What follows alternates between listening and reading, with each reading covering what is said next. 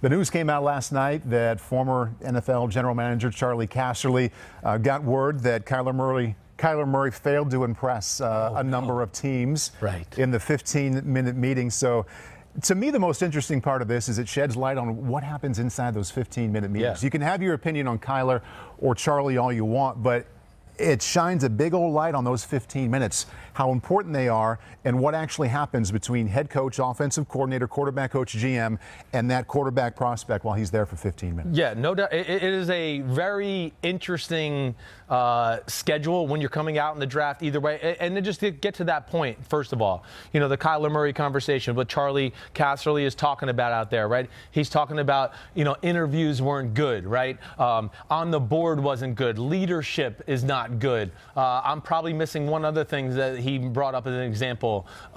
I find it suspect a little bit. Why? And I don't necessarily know if it's suspect. I'm not trying to challenge Charlie Casserly because I know he knows people within the NFL.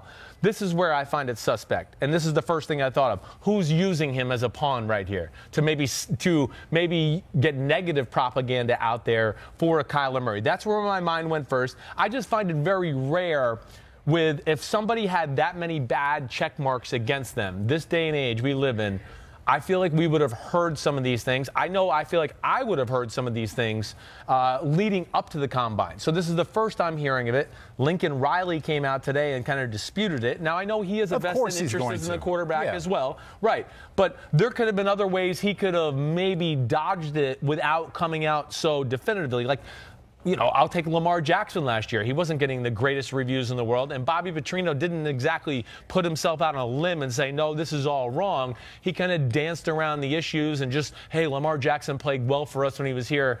This was different, but go ahead. What was your take on the whole thing? I think there's so many ways to look at this. There is the negative reaction to what Charlie said, and there are a lot of people who feel the same way you do. And none of us really know what happened. I worked with Charlie for a decade. I know how he does his homework. I know he has good sources.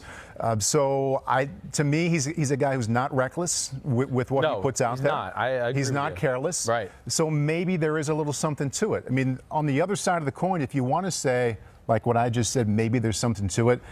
We saw him in the Super Bowl interviews be somewhere between shy and unprepared. And to take that scene and to picture what happens behind closed doors and to think that person maybe didn't put himself out there in the best light in those 15 minutes, that's not that much of a stretch. Also, you know how it is this time of year. A lot of people want to be negative. They go in with these quarterback rankings thinking, I don't like this guy. Give me a reason to like him. So it's a negative tone this time of year. And to think that someone didn't like him, and I know everybody likes him right now, and I think he's going to end up being the #1 overall pick, and I'd love to see him do well.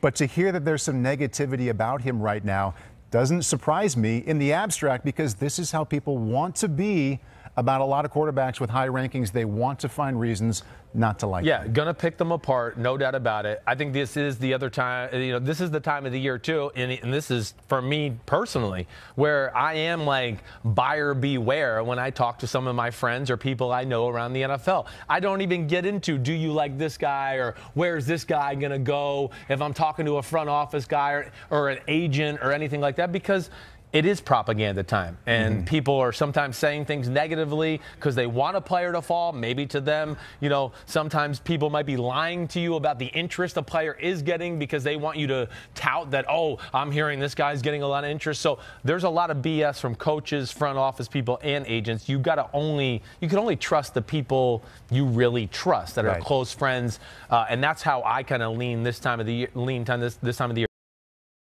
Hi, I'm Mike Tirico, and thanks for watching. Make sure to hit subscribe for the latest news and highlights from NBC Sports.